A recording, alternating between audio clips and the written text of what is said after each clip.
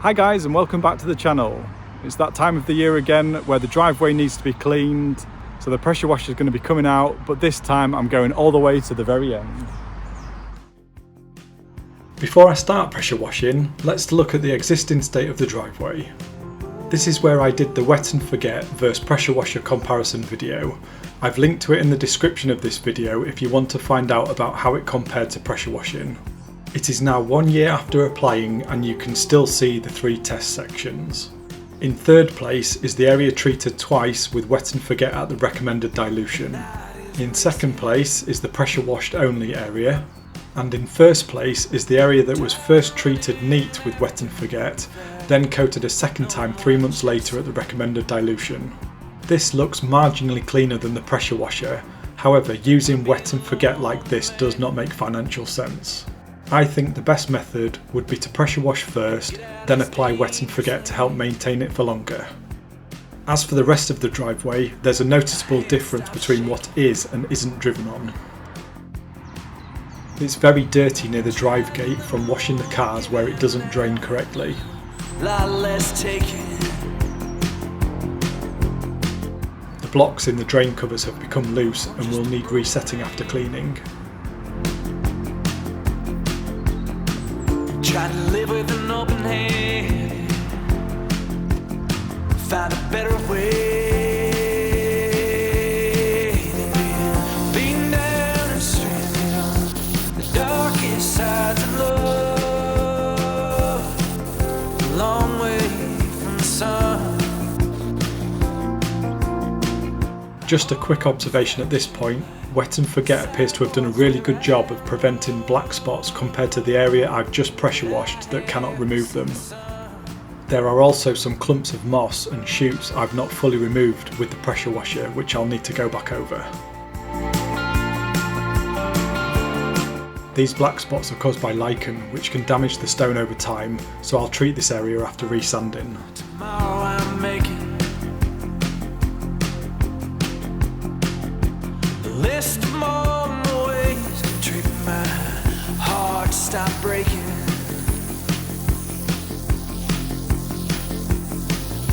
Cause it's been changing hands ever since I was a younger man, and I need a better way.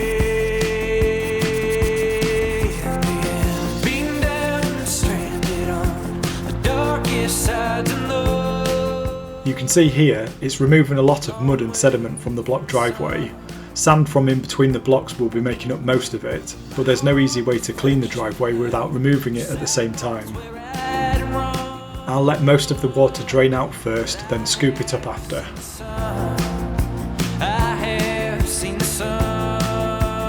I only had a bit of time this evening, so this is how it's looking so far. The path is nearly dried out, but the rest of the drive I cleaned is still wet. There's a massive difference before and after. The blocks look a lot more colourful.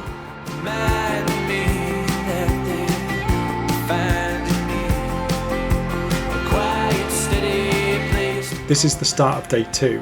I only managed around an hour yesterday evening before I had to stop.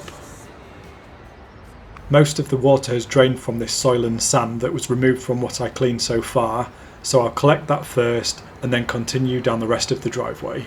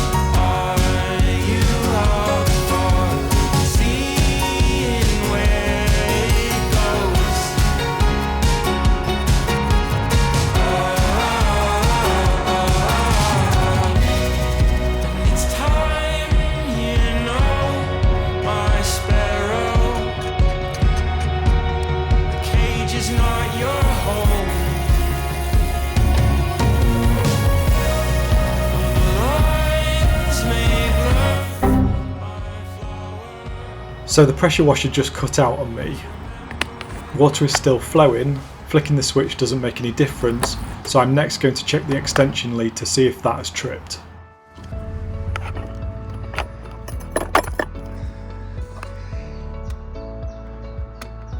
Right, that's not working either, so it's likely this has tripped rather than the pressure washer's gone. So the first thing to check is to see if the fuse has blown in the plug.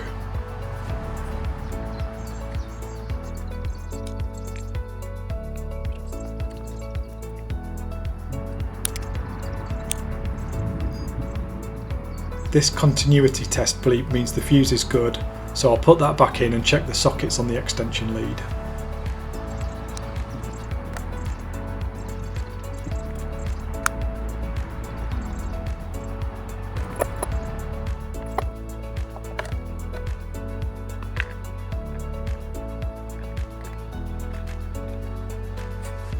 It doesn't look like there are any loose wires or damaged connections. So now I'm going to do continuity tests on the cable to see if there might be a break in that. First starting with earth. That's good. Now live. I'm not getting anything from that or neutral. Trying neutral.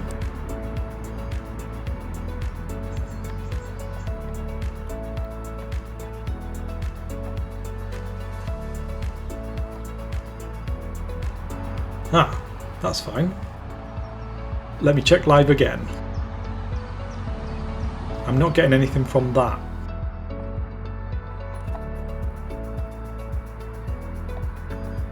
Ah, it's working here, but not after the reset switch.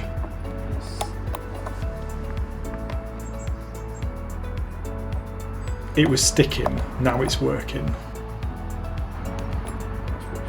It must have tripped the switch and got stuck instead of resetting. Now with the extension lead working, I'll put the socket panel back on.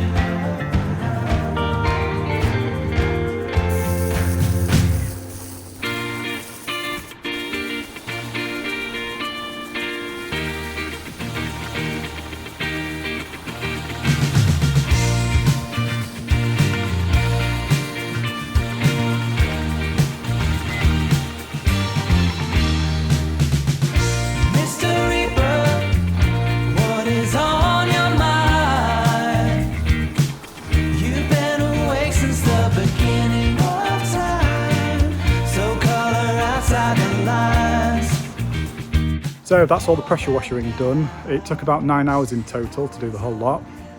Most of the bricks are dry now, so the next step is to put the kiln dried sand in there to get that in between the bricks before something else like grass or weeds get in there. So let's make a start. So this is what I've bought to re-sand the block paving. I bought 6 bags of this. We'll see how far it goes. I might have to buy some more.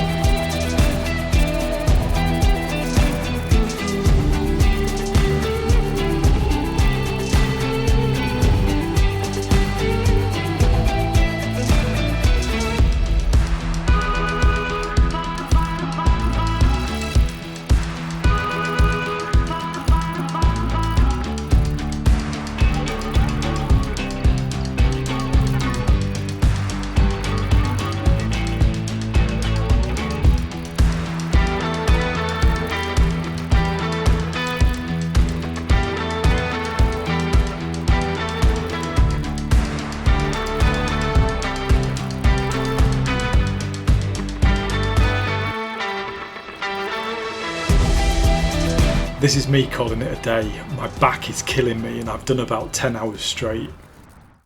From this angle, it looks like I've left quite a bit of sand on the driveway. I'm expecting sand to settle in the gaps, so I'll go over it again with the brush. Looks like I'm about 50% of the way through the resand. So it's now day 3. I'll just finish resanding the part of the driveway which I didn't get to do on day 2.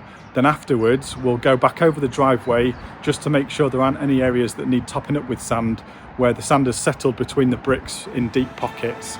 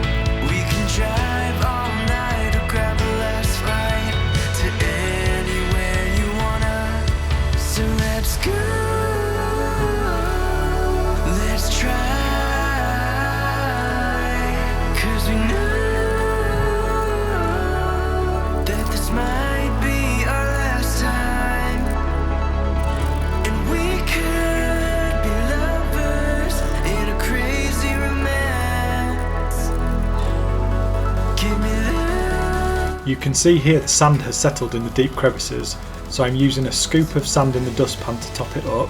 Then if you pat the brush over the gaps, it helps fill the gaps until it's perfect.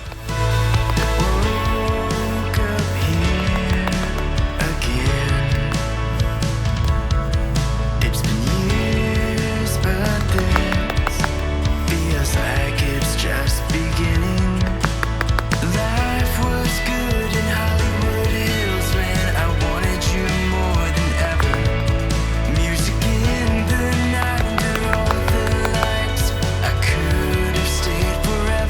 Finally, to help remove the black spots in this area, I'm applying wet and forget at the recommended 5:1 concentration. I'm not sure how long it's going to take for this wet and forget to remove these black spots. I suppose time will tell.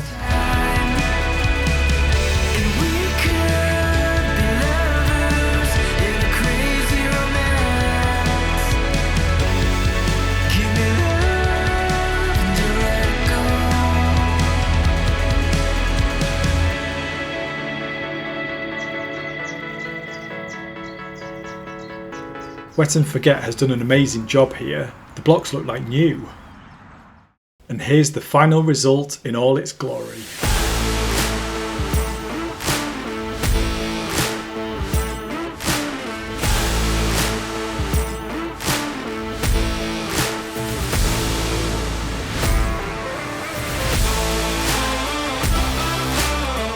Here's a side-by-side comparison of what it looked like before to what it looks like now.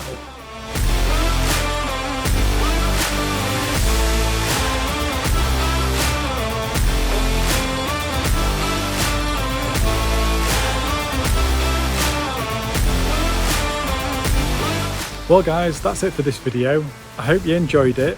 If you found it useful, please don't forget to like and subscribe. Subscribing's free and it just means any future videos I release will automatically appear on your feed without you having to search for them. Thanks again for watching and I'll see you on the next video.